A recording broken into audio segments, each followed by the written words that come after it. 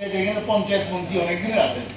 আমরা দেখলাম পশ্চিম আসনে কি ভোট হয়েছে, 25% উপরে যারা বিরোধী সমর্থক ভোটার ভোট দিতে যেতে পারবে, দিতেই পারবে। কতগুলি কনস্টিটিউয়েন্সি আছে, আর এটা তো পঞ্চায়েতের নির্বাচন। সেই জায়গাতে দাঁড়িয়ে এখন ইলেকশন কমিশন ঠিক করবে। আইন করা কঠিন না, আমরা বলেছি যদি অনলাইনে আপনার অসুবিধা হয় তাহলে ডিএম অফিসে ভিডিও দিয়ে বসিয়ে দেন, আলোর কাছে দিতে হবে তো আমরা সেখানে দেব।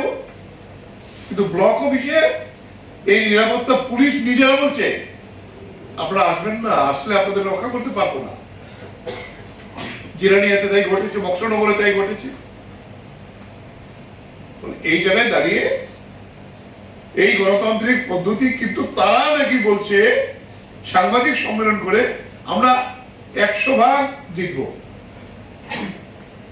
শাসক দল তাহলে আগের থেকে ডিক্লেয়ার। গত 19-এর নির্বাচনে 90% আমরা দিতে পারি নাই।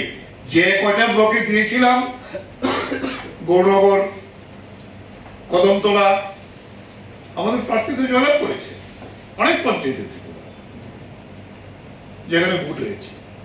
তাহলে মানুষ এই পঞ্চায়েত ব্যবস্থা যেটা চলছে আজকে একেবারে সবচেয়ে বড় দুর্নীতি রাখা, লক্ষ লক্ষ কোটি টাকা সেখানে নয় হচ্ছে।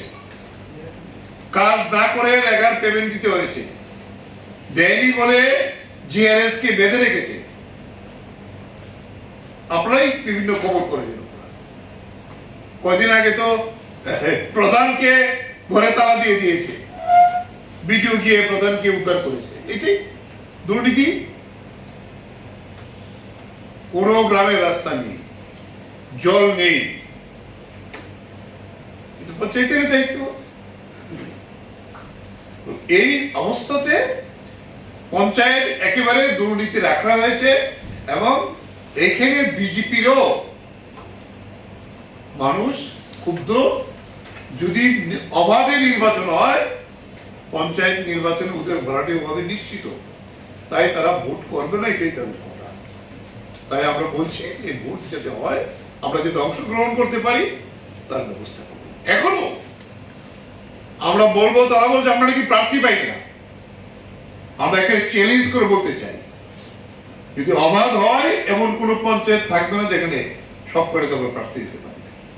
জেলা পরিষদ 50 সমিতি তো প্রশ্নই নেই।